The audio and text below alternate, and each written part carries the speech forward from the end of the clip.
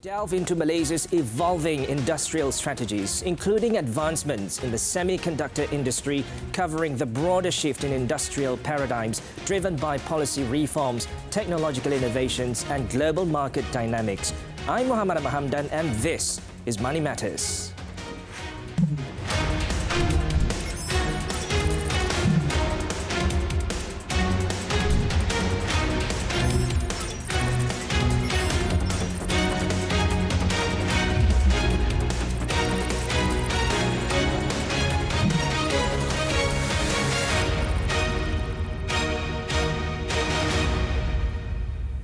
Welcome to your favorite channel, TV3, where you can also stream on Tonton. Now, today we have Chairman of Khazanah Research Institute, Dr. Nungsari Ahmad Radhi, with me right here in the studio. Welcome to Money Matters, Doctor. Thank you.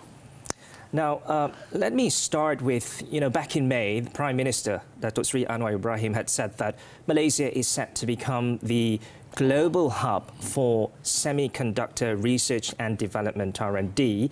How do you think Malaysia can leverage its strengths in advanced semiconductor manufacturing to lead the next phase of industrialization, for example, in the E&E, electrical and electronic sector?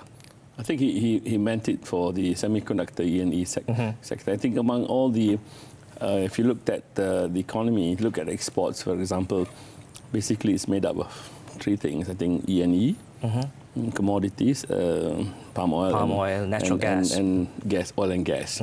So between them, I think the exports of E&E is about 40% of total exports. Right. And it's about 500 over billion. So we do have a base. So saying something like that, what he said, it's not wishful thinking because we do have a base. We've had that for the last... So it's not far-fetched at all? It's not far-fetched. It's definitely achievable. Yeah, because it's actually, we've been in the sector for over 50 years. Right. And it constitutes like 40% of our exports. And if you look at total trade, it's like 900 billion in an economy of 1.7 trillion. So we do have the foundations, and if it has some level of maturity, and it has actually moved in horizontally as well, and in tandem with changes in the industry itself. In E&E has evolved quite a bit, and so we do have the foundation to build upon that ambition. It's also part of the National Industrial Master Plan. Right, it is. Yeah. Right, and it's definitely going to attract billions in investment, that's for sure, right? Yeah. And given the challenging external environment that we're seeing today, countries, especially in the ASEAN region, are racing against each other to mitigate the impact of global trade tensions and especially capitalize on opportunities arising from the China Plus One strategy. What kind of specific policies do you think and strategies should Malaysia implement to allow this to happen? The opportunities, the potential, the opportunities are there. I think quite ironically, the trade tension, the US-China trade tension, the so-called China Plus One reaction towards that trade friction, and the overall tension globally actually have created this opportunity. People are relocating production bases outside of China as well. So that opportunity is there. But as you said, the competition is also quite stiff. So, I mean, people are not just looking at Malaysia, people are just looking also at Vietnam and Indonesia. So the strategy, the policy should be, we should position ourselves as a location that is more mature than, say, Vietnam or Indonesia. And therefore aiming for something a bit higher than what they should be aiming and what we were aiming for the last 30, 40 years. So then what are we looking at? We're looking at, I think regulatory regime is fairly matured. I think state governments, federal government are used to this sort of dealing with, say, FDI, multinationals, so that's fine. I think availability of, infrastructure, land, electricity, and so on, I think that's there. I think the real challenge is actually human capital, talent. Okay. Yeah, because to move, as I think the industry has itself moved, and to move further up, you need, all kinds of engineers, technicians, to man the next level of this development. I think that the real challenge is to offer that. I think fiscal incentives are all there, regulatory, all there, familiarity with dealing with bureaucracy at state and local governments. I think we are familiar. In the locations that this thing predominates in Penang, in parts of Kulim, in Selangor, I think we know how to deal. We just need to address the issue of human capital, having the right sort of talent to move in tandem with the ambition that we want. Absolutely. Now, you mentioned earlier that Malaysia needs to be ahead of its neighboring competitors like Indonesia and Vietnam. Indonesia, Vietnam, Malaysia, these are some of the companies that are set to be lucrative, especially also for foreign direct investments. In what ways do you think Malaysia can strategically position itself to attract FDIs and also allow or promote technological transfers to bolster its industrial capabilities? So we're quite early in this game, actually. Penang started the free trade zone, which are largely electrical and electronics, back in the 1970s. Right. So we have a much more matured cluster than anywhere in Vietnam or even anywhere in Indonesia, right? Or Thailand. So we have relationships between the activities and the supply chain. We could have done a lot better in over the years in trying to build what they call, backward or forward linkages with domestic firms. So there's a strategy to attract them to come in. That is also a strategy to build linkages with domestic firms. I think the lesson from the last 30, 40 years is we've not done that well enough. So we have to actually ensure that we are able to do that now. I think, again, it's actually capabilities, talent, ability to master new technologies, and technology is moving very fast. And then technology is also moving horizontally. I think if you look at Penang, electronics have also created another, on the same technology platform, solar panels on photonics. It's also built on the same technology platform on precision engineering, medical equipment, so to speak. So, but the base was actually E&E.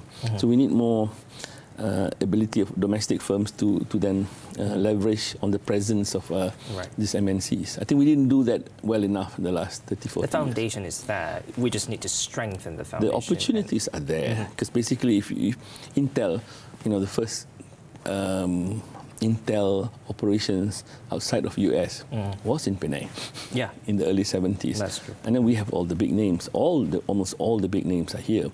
So by right, they are part of a global supply chain, right? And they're here. So we should be latched into that supply chain much better than what we've done. But I think compared to, say, our neighbors, I think we are in much better position to actually do that than they. But we need to solve the capabilities. Yes. Okay, we want to discuss on the kind of regulatory reforms and incentives that Malaysia should introduce to foster, innovation and sustainable growth in industrial sectors. But before we do that, we're going to go for a quick commercial break. So don't go away, because Money Matters will be back shortly.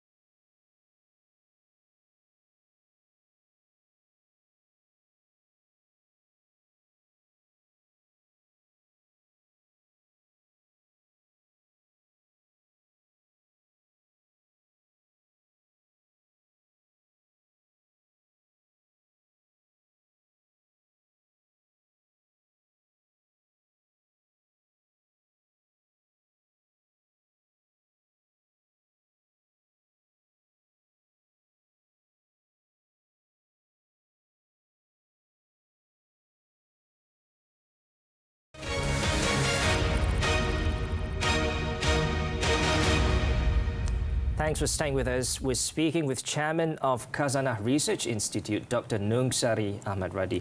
Now, Doctor, what specific regulatory reforms and incentives should Malaysia introduce to foster innovation and sustainable growth in its industrial sectors?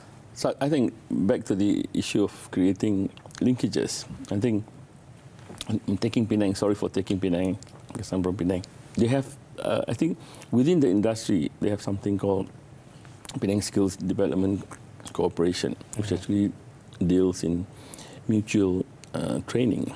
But they've also created something called CRES, Center for Research in Science and Technology, which is actually a collaboration of, say, the universities and the research that's being done at the companies themselves, at the multinationals themselves, because these are huge technology companies with research budgets that exceeds all the research budget in the local universities themselves. So you have universities like USM there, and therefore were interested in research. But the companies themselves are also doing research for themselves. So the coming together of that is actually one of the things that can actually not just spur innovation and creativity, but also provide training for the human capital side of it. So we need more of that higher institution, higher universities and industry collaboration to build that capabilities. Doctor, speaking of trade and growth strategies, what kind of targeted export, promotion and diversification strategies do you think Malaysia should adopt to enhance resilience and competitiveness in global markets? Because we know Malaysia's top exports being, electrical and electronics, E&E, liquefied natural gas and palm oil. So what kind of targeted export promotion strategy should we be looking into? No, I think once these big companies comes in, and the way they have come in, they are part of a global supply chain. So the trade will be determined by their selling and buying along that supply chain. What we should be doing is we should then facilitate the growth of new firms that actually supports them and are able to export their bits as well. So basically, a big chunk of E&E, as you mentioned, are components. Now, we don't produce much on finished products. Right. So we produce components. Components, yeah. So actually, then if a local company, EMS, for example, they can come in and they can put components together to become a more complete component, for example. Then they can be part of the supply chain that then exports that to other end product manufacturers to finish those products. So things of that sort. But we also have then opportunities to do packaging, logistics, designing, and packaging. Then the other way is to move upwards, which is actually involving in design, prototyping, and so on. And this bit requires more collaboration with the universities and research centers here. So we shouldn't be, I think, too targeted in terms of, I know some of these plans are very targeted, that we want this, we want that. I think we need to use a metaphor. We already have a nice forest with trees. We just need to ensure that the water is good, the air is okay, regulatory regime is there. These guys will figure out themselves, right? What's competitive, where the markets are going to sell, and so on. So we need to be more of an enabler and interfering in specific parts of it, but the whole dynamic is just allowed. But we also need to think about talent, not just the supply of talent, but making, say, places where these industries are located are also livable, right? They have to be livable places. Well, the whole ecosystem basically has to be conducive. It have to be nice places to live, nice places to raise family, recreational stuff, right? So we have to think, because talent of a certain level, they're looking, they can pick to work here or here. They would probably choose the one that is more livable, quote unquote, right? So we have to also take care of that that part of it. And you know, I think that's why Penang and Selangor and parts of Johor are doing okay, because they are connected and to it's close to Singapore. Penang, you can go to, you know, all over the world from there, but the place itself is livable. KL, Klang Valley itself is actually quite nice. So those are the, so you shouldn't be thinking of trying to attract FDI of this sort into rural areas and trying to create a sort of growth. You should build on agglomeration that's already there. Well, it sounds like there's ample opportunities in this segment, and it sounds very exciting for businesses. But how do we get like homegrown Malaysian businesses to embark on this journey and to be part of the whole ecosystem, the whole E&E segment? You know, there's probably people who worked with the first generation E&E, companies in the 70s. You know, assuming they were in their 20s, they're already older than me now, right? So we have a generation of Malaysians. Intel chose Malaysia back in 1974 for a reason, but no, they I think initially, because the Penang story was, I'll provide you land, I'll allow you to have access to reasonably trained labor. I have an airport there. It's connected to your supply chain. So initially that was the story, right? Right. But we've moved on from there. I think we could have moved on a lot faster. So it went up. You know, people no longer make hard drives. They make solid state stuff and so on. But now they're going into other things. They're going into EVs and photonics, solars, not just the electronic stuff. You know, they have integration with videos, you know, games and stuff, things of that sort. Digital apps, all these things. So then we just need to, I mean, the dynamics within firms will happen. We need to just have, like, having access to a larger talent pool, having access to greater R&D, sharing capabilities. We ourselves producing more capable people. I think that's what we should be aiming at. I think we really seriously, I want to raise the point, looked at this so-called STEM, science, technology, engineering, mathematics kind of education, because if you don't sort that one out, this ambition will be very, very constrained, I think. Yeah. Okay. Doctor, we want to talk on income, wages and also competitiveness, but hold that thought, because we're going to go for another round of commercial break. So don't go away, because Money Matters will be back shortly.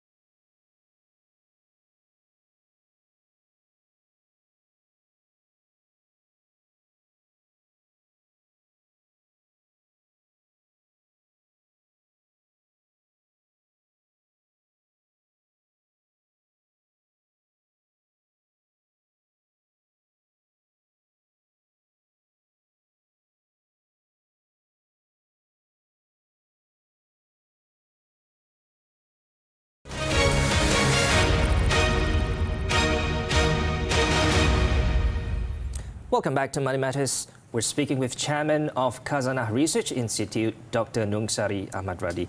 Now, Doctor, we've seen subsidy rationalisation move by the government to ensure fair distribution of wealth, but household income growth remains sluggish, I would say, over the years. How can Malaysia implement wage policies and productivity enhancing measures to maintain competitiveness while ensuring fair income distribution across industrial sectors? I think one of the reasons why wages have stagnated or not grown as fast as it should is because I think the economy has basically domesticated, in the sense that we've been doing things to sell to each other in Malaysia. And that's why what we spoke earlier in terms of this export-oriented sector is actually very important, because I think export-oriented sectors will be the ones that have potential to actually be based on demand that is not defined by the level of household income that we have. So that's a solution, actually. So we need more, not just foreign multinationals to come in, but domestic firms that are able to sell outside, not just in, say, industrial products, in E&E, but also in any other things. So the solution to these low wages is actually to get out of the constraint of domestic demand. So one of the policy objectives stated by the government is actually to increase the footprint of Malaysian firms beyond Malaysia. So that calls for competitiveness, being productive, being capable, being innovative, being creative, and going back to what you said earlier in terms of harnessing the ASEAN economic community. I mean, not global, but selling stuff to Indonesian, to Thai, to Singapore. Don't forget about the rest of the world, or China, if you can get access to that, or Vietnam. So I think we are in a trap that when household income is low, then we create firms that sell to household income of that level. You can't expect that to grow, right? You have to sell to demand that is defined by income levels that are higher than what you have at home, using costs at home, right? And then we have to move away from this thinking of costs. The reasons, I think, why income have not grown up, I think you mentioned the subsidized. We have subsidized things so much to the point that we've brought costs down so low. If I'm a firm and I say, you should pay Muhammad, I think he's okay. He can get by because he's okay. But if costs goes up, then wages actually will be pushed to go up. But some businesses will be out of business because of that. So that's why we should aim for more businesses that becomes competitive in the export market. It doesn't have to be US or whatever, Europe. Just Thailand, within the ASEAN region, neighboring countries. Neighboring countries. So actually, that's the real solution. I mean, by policy, by statute, sure, you have a adjust the minimum wage. It's a one-off thing, right? But that would make small firms adjust in a one-off kind of thing. It would be difficult for them. But I think you need a more dynamic way of actually adjusting upwards by doing better things and selling better prices. So that it doesn't just give knee-jerk reaction, like knee-jerk effect. Well, you can do, like, we can't do, then firms will get really upset. Let's talk about infrastructure projects and public-private partnerships, which are critical to supporting Malaysia's industrial expansion and also enhancing logistical efficiency. What kind of projects do you think that public-private partnerships should be? We should have out there to ensure that to ensure Malaysia's industrial expansion, basically. I think we need to sort out. I think we've sorted out some of the in Peninsula, for example. The main trunk of highways and train double tracking, ETS. I think that's more or less sorted out. So, but utilization has been very low. Really? Is that the train, because the painful subsidy rationalization is not just meant. It's really not just meant for improving government finances. It's actually to alter the way people behave, which is to orientate them towards, say, public transportation, right? Then in a way, that saves time, that saves resources, and resources that we spend for private transportation can be diverted or allocated to other users. So, but back to your question on public-private thing, I think that the view forward should be back to this investment thing. I think it's not so much incentives, but more incentives. You know, like all these things we've been using, like tax holidays. Right. I think we should move away from that. We should just go and say, you put skin in the game. We can consider, you know, accelerated depreciation, double deduction on your capex, whatever capital expenditure that we put in. So it should be slightly more quid pro quo, right? You put stuff, I give you stuff. You put stuff, I give you stuff. As opposed to say what we used to do, 5-year pioneer status. You don't have to pay income tax. So now we have to get our pricing of utilities. I think we're doing that now. Price of electricity is where it should be. So people don't come here and invest just because we have cheap electricity. And then price of wages should be properly defined so that they come on the right measure of wages. Then we probably price ourselves out of certain type of activities. But that's okay as long as we have to move up and we're able to move up. I think we should be fine. Doctor, we're almost at the end of the program, but before we wrap up, I just have to ask you this question because I think it has a significant impact on economies across the globe. We heard earlier this week that the chief political leader of Hamas was assassinated by Israel and in Tehran, and Tehran has vowed to avenge the death of Ismail Haniyeh, which geopolitical pundits are saying could lead to heightened conflict in the region. How serious it is, do you think, the impact that it would have on Malaysia, our economy, if it really went down that road? Oh, I think even the disruption in Ukraine affected supply chains. That's true. Badly, and it affected us. You know, in terms of price of grains and the transfer price of feed meal, price of chicken. Any further disruption in the Middle East, in terms of actual war, than what is going on in Gaza, would definitely affect supply chains and prices. Any elevation of this conflict between the US and China in this region or anywhere else would definitely be painful for everybody. So that's not an insignificant threat. It is a significant threat. Are you concerned? I just hope that everybody involved knows that if that thing happens, everybody will be at a loss, except for people who make weapons, I think.